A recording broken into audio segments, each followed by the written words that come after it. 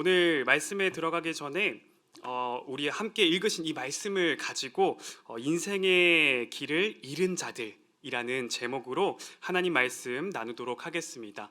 말씀에 들어가기 전에 성도님들께 하나 여쭤보겠습니다. 공부를 잘하는 방법 어떤 것들이 있을까요? 공부를 잘하는 방법 한번 생각해 보시겠습니까? 어떤 방법들이 있을까요? 어떤 분은 공부는 엉덩이 싸움이다 라면서 일단 오래 앉아 있어야 한다 라고 생각하고 계신 분들도 계실 겁니다. 그럴 수도 있습니다. 또는 공부 외에 집중을 깨는, 방해하는 핸드폰을 없앤다. 우리 청소년부 친구들을 보면 정말 공부에 집중하기 위해서 또 핸드폰을 없애는 친구들도 있더라고요. 네. 그리고 또 어떤 방법들이 있을까요? 네, 복습하기. 네, 뭔가 아닌 건가요? 네, 복습하기 나왔습니다. 복습하기 단짝 있죠? 예습하기. 맞습니다. 예습하기. 이렇게 공부를 잘하는 법, 지금 우리가 생각하고 또 이야기했던 것 말고도 다양한 것들이 있을 겁니다. 그러나 무엇보다 저는 오늘 오답 노트 혹시 알고 계시나요? 오답 노트 이것이 중요하다고 생각합니다. 왜냐하면 내가 실수한 것을 통해서 무엇이 부족하고 또 무엇이 내가 약한 부분인지를 찾을 수 있기 때문입니다. 그래서 공부를 잘하는 친구들은 내가 잘하는 부분보다 내가 부족한 부분을 먼저 파악하고 그것에 시간을 투자하고 더 연습하고 공부합니다. 우리의 신앙에 있어서도 참 그런 것 같습니다. 우리는 실수를 통해서 많은 것을 배워갑니다. 그리고 또 그 실수를 통해서 은혜들을 경험하며 또 우리의 믿음은 더욱더 단단해져 갑니다. 신명기는 모세가 출애굽 2세대들을 불러 모아두고 이 가나안 땅을 앞두고 있는 그들에게 하나님의 백성으로서 이제 그곳에 들어가면 너희들이 어떻게 살아가야 하는가를 말해주는 것이라 했습니다. 혹시 기억하시나요? 기억하시나요? 네, 좋습니다.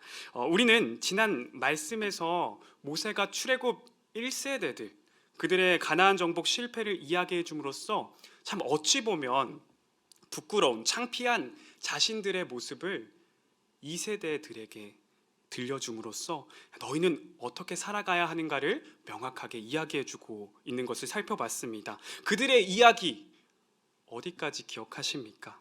혹시 돼지 이야기만 기억하십니까? 늘 처음 듣는 이야기처럼 이렇게 저를 쳐다봐 주시는 우리 성도님들 너무 감사합니다. 네, 하나님께서 오늘 우리가 읽은 말씀의 앞부분의 내용은 바로 이랬습니다. 하나님께서 출애굽 1세대들에게 명령하셔서 이 호렙산을 떠나서 하나님께서 약속한 그 땅으로 가게 하셨습니다.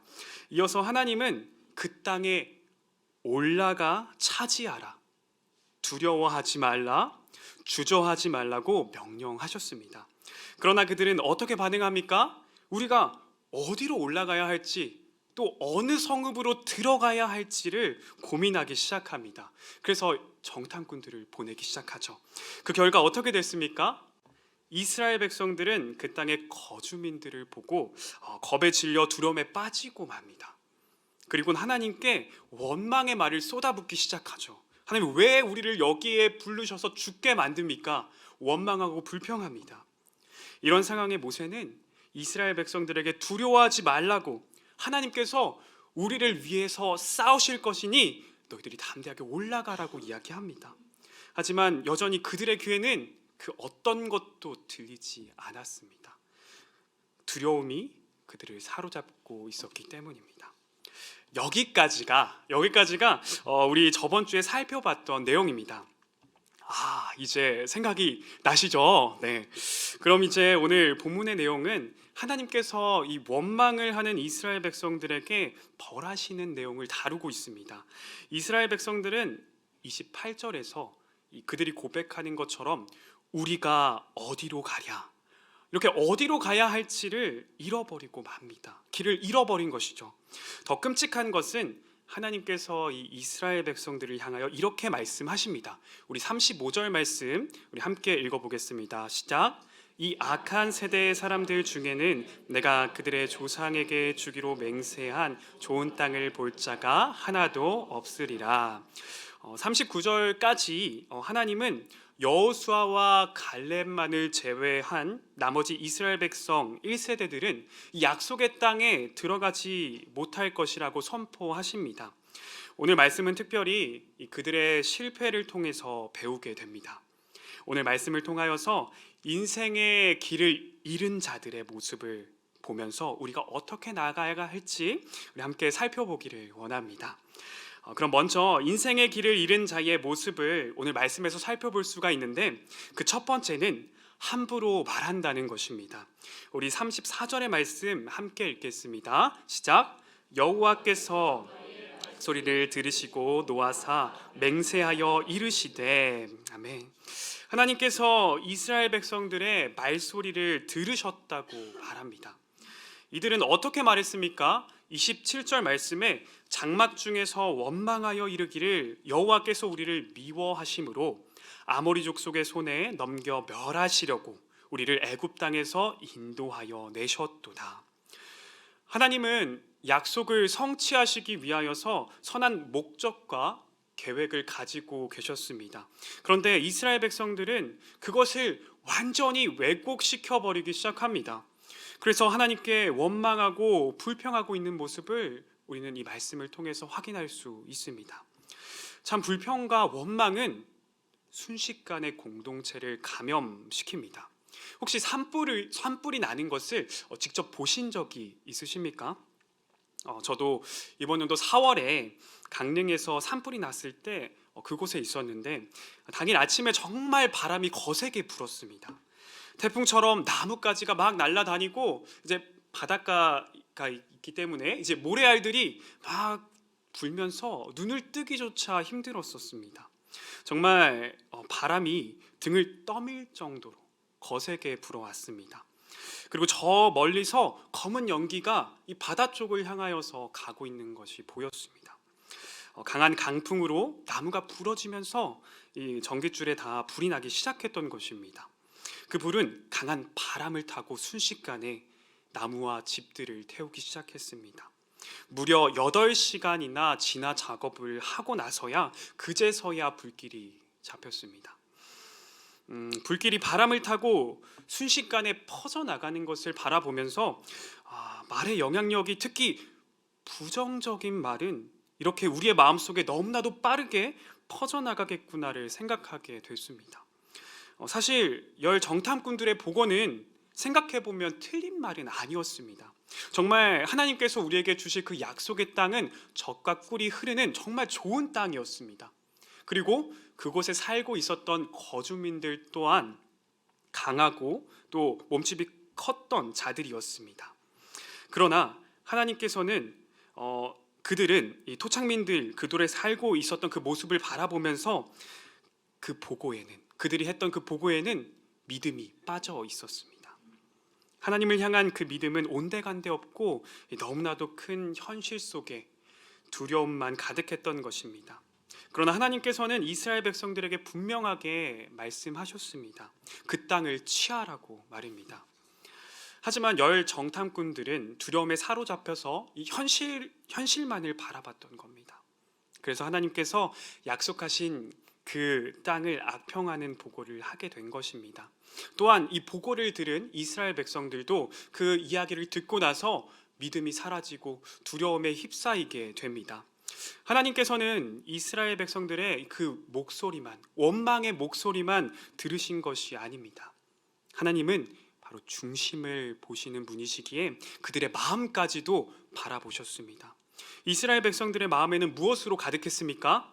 바로 하나님을 향한 불신과 원망으로 가득했습니다. 왜 잘 살고 있는 우리를 애굽에서 끄집어내서 주겠다던 그 약속의 땅이 결국 우리를 죽게 만들 것이라고, 죽게 만들 땅이라고 그들의 마음속에는 불신과 원망으로 가득한 이 마음의 소리까지 하나님께 들렸던 것입니다. 오늘 말씀의 상황은 민수기 14장에서 좀 더 자세하게 설명해 주고 있습니다. 하나님께서는 이스라엘 백성들의 원망을 듣는 것에서 끝나는 것이 아니라 이렇게 말씀하십니다. 우리 민수기 14장 28절 말씀 함께 읽어보겠습니다. 시작. 그들에게 이르기를 여호와의 말씀이 내 삶을 두고 맹세하노라. 너희 말이 내 귀에 뭐한 대로요? 들린 대로 내가 너희에게 행하리니. 아멘. 참 하나님께서는 너희 말이 내 귀에 들린 대로 행하신다고 말씀하십니다. 그렇습니다. 하나님께서는 우리의 말을 듣고 끝내시는 분이 아니십니다. 그 말대로 그대로 행하시는 분이십니다. 때론 우리의 상황이 너무나도 힘들어서 진짜 죽겠다 라고 말할 때가 있습니다. 저는 죽겠다라는 이 말을 생각하면 떠오르는 장면이 있습니다. 바로 이찬수 목사님께서 이 말에는 힘이 있다는 그 설교를 하시면서 다들 힘들면 죽겠네 이렇게 하지 않습니까? 그럴 때마다 죽게 있네 이렇게 하면서 고백하라고 또 말씀하셨던 그 장면이 떠오릅니다. 믿는 사람은 말 한마디에도 능력이 있습니다. 그 말에 힘이 있습니다. 그 말 한마디도 하나님께서 듣고 계심을 기억하시면서 이 원망과 불평의 말이 아니라 이 믿음의 말을 하는, 더 나아가 믿음이 우리 마음에 가득한 우리 하나은혜교회 성도님들 되시길 주님의 이름으로 축복합니다. 그런가 하면 인생의 길을 잃은 자의 모습 두 번째는 하나님의 말씀을 가볍게 생각한다는 것입니다. 우리 40절에서 41절 말씀 함께 읽도록 하겠습니다. 시작. 너희는 방향을 돌려 홍해 길을 따라 광야로 들어갈지니라 하시매 너희가 대답하여 내게 이르기를 우리가 여호와께 범죄하였사오니 우리 하나님께서 우리에게 명령하신 대로 우리가 올라가서 싸우리이다 하고 너희가 각각 무기를 가지고 어떻게 해요? 경솔히 산지로 올라가려 할 때에, 경솔히 올라가는 이스라엘 백성들의 모습을 보여주고 있습니다. 그렇습니다. 하나님께서는 처음에 그렇게 올라가라고, 그렇게 차지하라고, 두려워하지 말고 주저하지 말라고 명령하셨습니다. 그런데 그때는 그냥 올라가기 싫다고, 주님 왜 그러십니까? 하나님 우리 죽이려고 작정하셨습니까? 하면서 원망과 불평을 토하더니 이제 그래 너희들이 말한 대로 그래 가지마 돌아가 라고 말씀하셨는데 참 청개구리 마냥 그래 주님이 우리에게 이 땅을 주셨어, 하나님께서 명령하신 대로 올라가 싸우자 하며 하나님의 말씀을 가볍게 생각하고 있는 그들의 모습을 보게 됩니다. 심지어 하나님께서는 42절에 이렇게 말씀하셨습니다. 제가 읽겠습니다. 여호와께서 내게 이르시되 너는 그들에게 이르기를 너희는 올라가지 말라 싸우지도 말라 내가 너희 중에 있지 아니하니 너희가 대적에게 패할까 하노라 하시기로. 하나님은 분명 그들에게 다시 말씀하십니다. 내가 너희 중에 있지 아니하니, 하나님의 전쟁을 하는데 하나님께서 그들과 함께하지 않는다고 말씀하십니다. 그럼에도 불구하고 그들은 불신하며 하나님의 말씀을 가볍게 여겨 싸우러 갑니다. 믿음으로 싸우지 않는 싸움은 반드시 패배하고 맙니다. 어떤 싸움도 믿음 없이는 이길 수 없는 것입니다. 실제로 사람끼리 싸울 때도 마찬가지로 믿음 없이 싸우면 결국 지고 맙니다. 저는 이 사실을 실제 격투기 선수한테서 들은 적이 있습니다. 저는 군대 때 훈련병들을 가르치는 조교로 군 복무를 했었습니다. 그래서 많은 훈련병들을 만나게 됐었는데 그 중에 우리나라 UFC 선수 중 코리안 좀비라는 별명을 가진 정찬성 선수를 만났었습니다. 제가 담당하는 소대에 편성이 되어서 이제 훈련 기간 동안 그 모습을 지켜봤습니다. 한창 부대 안에서 막 UFC를 관심 있게 보는 분위기여서 생활관에서 보던 선수가 정말 내 눈앞에 있으니까 정말 신기했습니다. TV에서 정말 무섭게 주먹을 휘두르던 그 선수가 초코파이 하나에 정말 좋아하던 그 모습이 눈앞에 선합니다. 네, 그렇게 기초 훈련을 받아가던 중 어느 날 그 정찬성 선수가 경기에 임할 때 어떤 마음으로 임하는가에 대해서 이야기를 해줬습니다. 정찬성 선수는 경기에 임할 때 상대방을 죽이지 않으면 내가 죽는다 라는 마음으로 경기에 임한다고 합니다. 그런 믿음으로 싸우기에 정말 한 경기 한 경기마다 최선을 다하는 것만 같습니다. 이렇게 사람끼리 싸워도 믿음이 없이 싸우면 백전백패인데, 하물며 하나님의 전쟁을 치러야 하는 이스라엘 백성들은 오늘 하나님의 말씀을 가볍게 여기며 그 말씀에 불순종하며 나아가고 있는 것입니다. 처음에는 참 이스라엘 백성들의 그 청개구리 같은 모습에 어떻게 저 백성들이 저럴 수 있을까? 그들은 정말 하나님의 기적들을 눈앞에서 직접 바라보고 하나님의 인도하심을 직접 경험했던 자들인데 어떻게 그렇게 할 수 있지? 라고 생각을 했는데, 언제든지 나도 그러한 모습이 될 수 있음을 깨닫게 됩니다. 나는 아니겠지. 나는 아니겠지. 그래도 내가 저 정도는 아니지 라고 생각하는 것이 아니라, 나도 언제든지 말씀을 가볍게 생각하면 저렇게 살아가게 된다는 것을, 그렇게 살아가는 것이 우리의 본성임을, 우리의 옛사람임을 기억하며 오늘도 내게 주어진 이 말씀을 귀하게 여기시는 저와 여러분 되기를 소망합니다. 다음으로 인생의 길을 잃은 자의 모습, 그 세 번째는 하나님의 말씀을 목적이 아닌 수단으로 사용한다는 것입니다. 그들은 하나님께서 홍해 길을 따라 광야로 들어가라는 명령에 갑자기 하나님의 말씀을 수단으로 사용하며, 하나님께서 말씀하셨으니 올라가서 싸운 것입니다. 하나님의 말씀이 목적이 아니라 수단이 될 때 그것은 더 이상 믿음이 아니라 우상이 되어 버립니다. 인생의 길을 잃은 자는 하나님의 말씀을 이용하여서 자신의 욕심을 채우는 자입니다. 특히 바리새인들이 그랬습니다. 하나님의 말씀을 자신을 높이는 데 사용하고 그 말씀을 남을 비난하는 데, 꾸짖는 데 사용하였습니다. 또한 믿음의 조상인 아브라함조차도 이 말씀을 수단으로 생각하여 실수한 적이 있습니다. 하나님께서 그의 가정에 아들을 주신다고 약속하셨는데 나이는 점점 차가는데 이 약속의 자녀가 없으니까 슬쩍 여인의 말을 듣고 엉뚱한 선택을 하게 됩니다. 그 결과 오랜 역사를 힘들게 하는 결과를 초래합니다.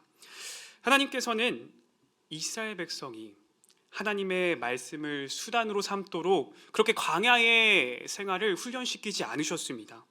오직 하나님의 말씀이 목적이 되어 살아가는 삶, 이러한 삶을 훈련시키셨습니다. 광야에서 그들은 구름이 가면 그 구름을 따라 갔습니다. 그리고 구름이 멈춘 그곳에서 다시 그 구름이 출발하기까지 기다렸습니다. 또한 만나와 메추라기를 먹으면서 하나님의 놀라우신 그 역사를 경험했습니다. 이 모든 것이 하나님의 말씀이 목적이 되는 삶의 훈련이었던 것입니다. 우리 또한 매일 성경을 통하여서 말씀과 동행하며 그 말씀을 따라 살아가기 위해 도전하고 있습니다. 그래서 새벽 예배, 다락방 모임, 또 수요 예배, 주일 예배를 통해서 하나님의 말씀이 수단이 아닌 목적이 되는 훈련을 하며 매일의 삶을 말씀과 동행하고 있는 것입니다. 정말 감사한 것이 저희 청소년부 안에서도 매일의 삶 속에서 말씀이 적용되는 삶을 살아가는 그 움직임이 있다는 것에 너무나도 감사하게 됩니다. 정말 아이들의 삶이 얼마나 바쁘신지 우리 부모님들 너무나도 잘 알고 계시죠? 우리 아침부터 일찍 학교에 간 우리 아이들, 학교에 다녀오면 집에서 잠깐 쉬었다가 초저녁에 학원 갑니다. 학원 가서 또 저녁 늦게 밤 10시에 끝나고 들어옵니다. 또는 스터디 카페 가서 12시가 넘어서 들어오는 친구들도 있습니다. 특별히 또 지금은 기말고사 기간이잖아요. 그 바쁜 시간 속에서 말씀을 읽고 또 그 말씀대로 살아가려고 하는 우리 아이들의 움직임이 너무나도 대견스럽고 자랑스럽습니다. 물론 모두가 다 그렇게 하는 것은 아닙니다. 그렇지만 우리가 계속해서 우리는 그 믿음의 유산을 다음 세대들에게 알려줘야 합니다. 오늘 모세가 출애굽 2세들을 모아서 자신들의 삶을 통해 알려주는 것처럼 말입니다. 모세는 출애굽 2세대들을 불러 모아두고 어떻게 하면 공부를 잘하는지, 어떻게 하면 좋은 직장에 취업하는지, 어떻게 하면 돈을 잘 버는지를 이야기하고 있는 것이 아닙니다. 자신들의 부끄러운 삶의 모습을 예로 들어가면서 하나님의 말씀이 수단이 아닌 목적이 될 수 있도록 가르치고 있는 것입니다.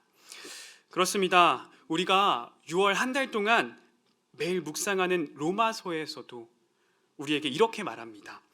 이 세대를 본받지 말고 오직 마음을 새롭게 함으로 변화를 받아 하나님의 선하시고 기뻐하시고 온전하신 뜻이 무엇인지 분별하도록 하라. 아멘. 우리는 무엇보다 이 믿음의 유산을 다음 세대에게 알려줘야 합니다. 계속해서 우리 아이들에게 알려주고 또 우리의 삶을 통하여서 보여줘야 할 줄 믿습니다. 오늘 내게 주어진 이 말씀을 통하여서 과연 나는 하나님의 말씀을 수단으로 사용하고 있는지, 아니면 그 말씀이 나의 삶의 목적이 되어서 나를 살아가게 하는지, 이 질문을 스스로에게 던져봤으면 좋겠습니다. 하나님의 말씀이 나의 삶의 목표가 되어서 나를 이끌어가는 삶이 되기를 주님의 이름으로 축복합니다. 그런가 하면 인생의 길을 잃은 자의 모습, 마지막 네 번째는 불순종의 거리낌이 없다라는 것입니다. 우리 43절의 말씀 함께 읽겠습니다. 시작. 내가 너희에게 말하였으나 너희가 듣지 아니하고 여호와의 명령을 거역하고 거리낌 없이 산지로 올라가매. 우리말에 이런 속담이 있죠. 바늘 도둑이 무슨 도둑 된다?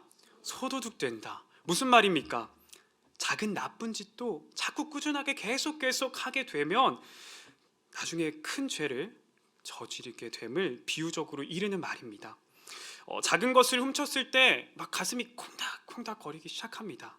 다들 그러한 경험들 한 번쯤 있으시죠? 네. 계속 그렇게 콩닥거리지만 계속하게 되면 결국 양심이 무너져 버리는 것입니다. 그래서 무너지면서 이 더 큰 것을 훔치려고 합니다. 이와 마찬가지로 이스라엘 백성들은 하나님의 말씀을 거역하는 것에 이제 도가 텄습니다. 일말의 망설임 없이, 거리낌 없이 하나님의 말씀에 불순종으로 나아갑니다. 거리낌 없이는 원어로 살펴보면 주드라고 부르는데, 이 뜻은 끌어오르다, 상징적으로 오만하다, 거만하다, 제 마음대로 하다 등의 의미를 가지고 있습니다. 즉 거리낌이 없다는 것은 자기 하고 싶은 대로 하는 것, 무법하게 행하는 것입니다. 자신의 소견에 옳은 대로 사는 것, 성경에 어디서 등장합니까? 사사기에, 맞습니다. 사사기에 등장합니다. 제가 사사기 17장 6절 말씀 읽도록 하겠습니다. 그때에는 이스라엘의 왕이 없었으므로 사람마다 자기 소견에 옳은 대로 행하였더라. 이스라엘의 왕이 없다고 그들은 고백하지만 이스라엘의 왕은 오직 하나님 한 분이십니다. 그러나 그들은 왕이 없다고 말하면서 자기 소견에 옳은 대로 거리낌 없이 자기가 하고 싶은 대로 하며 살아갔습니다. 그 결과가 무엇입니까? 고통과 고난의 연속이었습니다. 사사기의 연속적인 사이클 어떻게 됩니까? 자신의 소견에 옳은 대로 행해서 하나님께 분노를 사며 고통받자 그들은 하나님께 부르짖어 기도합니다. 그러자 하나님께서 은혜를 베풀어 사사를 보내 그들을 다시 구원케 합니다. 잠깐 평화가 있지만 그들은 또다시 자기 소견에 옳은 대로 행하며 또다시 하나님께 분노를 사 고통을 받게 됩니다. 계속해서 끊임없이 이런 악순환의 사이클이었습니다. 결국 자기의 소견에 옳은 대로, 자기가 하고 싶은 대로 거리낌 없이 행하는 것은 하나님의 나의 왕되심을 인정하지 않고 그저 나의 욕심만을 추구하는 삶인 것입니다. 오늘 이 말씀에 우리 스스로를 비춰보길 원합니다. 과연 나는 내 마음 가운데에 믿음의 선한 양심이 제대로 작동하고 있는지, 아니면 무감각하게 하나님의 말씀에 불순종하며 내가 하고 싶은 대로 하며 살아가는지 이 말씀 앞에 점검하며 또 회개로 나아가는 저와 여러분 되길 소망합니다. 이제 말씀을 정리하려 합니다. 신명기에는 이 독특한 특징이 있다고 했는데 혹시 기억하십니까? 바로 하욤, 오늘이라는 단어가 많이 등장한다는 것입니다. 오늘은 여전히 오늘입니다. 내일 오늘을 읽어도 오늘입니다. 모세는 오늘을 살아가는 우리에게 오늘 이 말씀을 선포하고 있습니다. 우리는 오늘 말씀을 통해 이스라엘의 이 오답 노트를 바라보며 우리의 믿음을 점검하였습니다. 인생의 길을 잃은 자의 모습 어떤 것이었습니까? 인생의 길을 잃은 자는 말을 함부로 합니다. 불평과 원망의 말을 쏟아내는 모습이 아닌 하나님께서 나의 말을 귀 기울여 듣고 계신다는 것을 기억하며 믿음의 말을 해야 함을 기억하시길 바랍니다. 그런가 하면 인생의 길을 잃은 자는 하나님의 말씀을 가볍게 생각합니다. 우리는 이 세상 속에서 하나님의 영적 전쟁을 하는 믿음의 사람들입니다. 나의 본성은 하나님의 말씀을 가볍게 여기려 함을 기억하며 주 안에서 늘 하나님의 말씀을 귀하게 여겨야 합니다. 또한 인생의 길을 잃은 자는 하나님의 말씀을 목적이 아닌 수단으로 사용합니다. 하나님의 말씀을 내 입맛에 맞춰 수단으로 쓰는 것이 아니라 그 말씀이 나의 삶의 목표가 되고 그 말씀이 나를 이끌어가는 삶을 살아내길 소망합니다. 마지막으로 인생의 길을 잃은 자는 불순종의 거리낌이 없습니다. 믿음의 선한 양심이 묻어져 자기가 하고 싶은 대로 거리낌 없이 불순종으로 나아갑니다. 우리는 하나님이 나의 왕되심을 인정하고 이 그분의 통치하심을 따라 살아가는 하나님의 자녀들입니다. 이 사실을 기억하며 믿음의 삶을 걸어가시는 우리 하나은혜교회 성도님 되시길 주님의 이름으로 축복합니다.